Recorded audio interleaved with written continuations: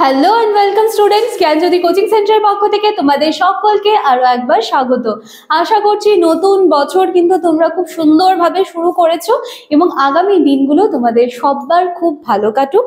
আজকে আমাদের আলোচনার বিষয় হচ্ছে শিক্ষণ ও নির্দেশনার ধারণা। এর আগের দিনে কিন্তু শিক্ষণ এবং নির্দেশনার মধ্যে সম্পর্ক আলোচনা করেছি। আশা করছি তোমরা ভিডিওটা দেখেছো এবং সেই বিষয়ে কিন্তু কোনো কনফিউশন তোমাদের আর নেই। আজকের ক্লাস বা আলোচনার বিষয় শুরু করার আগে আমি তোমাদের বলে নিতে চাই, তোমরা বোর্ডের কর্নারে দুটো নাম্বার দেখতে পাচ্ছ। এই নাম্বার দুটি হলো জ্ঞানজ্যোতি কোচিং সেন্টারের অফিসিয়াল হেল্পলাইন নাম্বার। দুটি নাম্বারের মধ্যে যে কোনো একটি নাম্বারে কিন্তু তোমরা কল করে নিতে পারো এবং আমাদের সাথে যোগাযোগ করে নিতে পারো। অ্যাডমিশন প্রসেস জ্ঞানজ্যোতি কোচিং সেন্টারের পক্ষ থেকে শুরু হয়ে গিয়েছে। এছাড়া আমাদের এখানে নোটস পত্র থেকে শুরু করে অনলাইন ব্যাচের যে ক্লাসেসগুলো রয়েছে সেইগুলোরও কিন্তু মানে একটা জায়গা রয়েছে। যেহেতু আমার যে বিষয়টা রয়েছে এডুকেশন, সেই ক্ষেত্রে আমি প্রতিটা সপ্তাহে কিন্তু দুটো করে ক্লাস দিয়ে থাকার চেষ্টা করি। এছাড়া আরও যারা স্যার ম্যামরা রয়েছেন তারাও কিন্তু যথেষ্ট দায়িত্বর সাথে নিজেদের ক্লাসগুলো করছেন। চলো আর এক্সট্রা কথা না বাড়িয়ে আমি আলোচনার বিষয় শুরু করছি। শিক্ষণ এবং নির্দেশনার ধারণা, এখানে আমি তিনটা ছটা করে লিখেছি। মানে শিক্ষণ বলতে বা তার বৈশিষ্ট্য যেগুলো সেটা আমি এখানে লেখার চেষ্টা করেছি এবং এই পাশে কিন্তু নির্দেশনার যে বৈশিষ্ট্যগুলো রয়েছে সেটা বলার কিন্তু চেষ্টা করেছি। এবার দেখো শিক্ষণ কি? শিক্ষণ হচ্ছে মানে একটা দক্ষতা বা একটা স্কিল, বা বলতে পারো যে এটা একটা বিস্তৃত প্রক্রিয়া। এবং নির্দেশনা কি করে? এই যে শিক্ষণকে কিন্তু সুন্দরভাবে চালিত করে। তাহলে অবশ্যই শিক্ষণের কিছু আলাদা বৈশিষ্ট্য আছে এবং নির্দেশনার কিন্তু কিছু আলাদা বৈশিষ্ট্য আছে। চলো সেগুলো দেখে নেওয়া যাক। সবার প্রথমে আছে অভিজ্ঞতা ভিত্তিক। তার মানে শিক্ষণ কি? শিক্ষণ হচ্ছে পর্যবেক্ষণ, অনুশীলন, এই যে এই ব্যাপারগুলো যে রয়েছে এই সমস্ত কিছু কিন্তু আমরা কিসে দেখতে পাচ্ছি?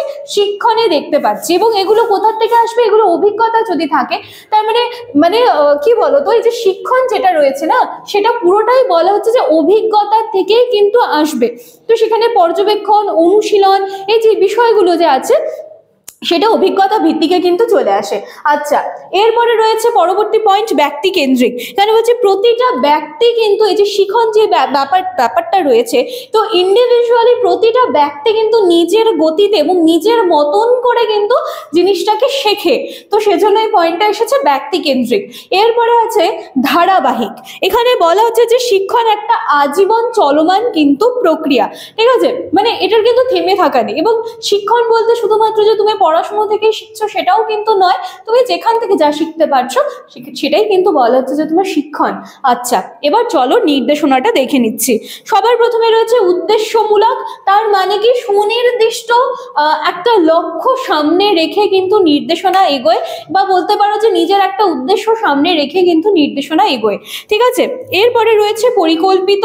মানে কি? পরিকল্পিত মানে কি? কোনো একটা জিনিস আমি আগে থেকে পরিকল্পনা করে রেখেছি, তাহলে নির্দেশনাও ঠিক তেমনই।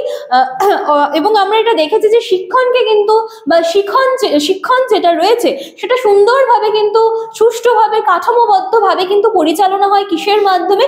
অবশ্যই নির্দেশনার মাধ্যমে। তাহলে এই পয়েন্টটা কিন্তু সেখান থেকে এসেছে।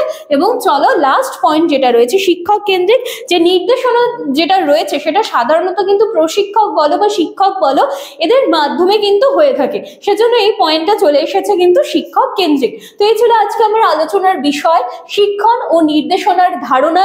এর আগে কিন্তু দুটো ক্লাস অলরেডি টপিকের উপর হয়ে গেছে, তোমরা যারা দেখোনি কাইন্ডলি গিয়ে দেখে এসো। আশা করছি আজকের ক্লাসটির পরে তোমাদের এই টপিক নিয়ে কোনো আর কনফিউশন থাকবে না। ভালো লাগলে ভিডিওটি লাইক, কমেন্ট, শেয়ার, সাবস্ক্রাইবের আশা রাখলাম। দেখা হচ্ছে পরবর্তী দিনের ক্লাসে। Thank you.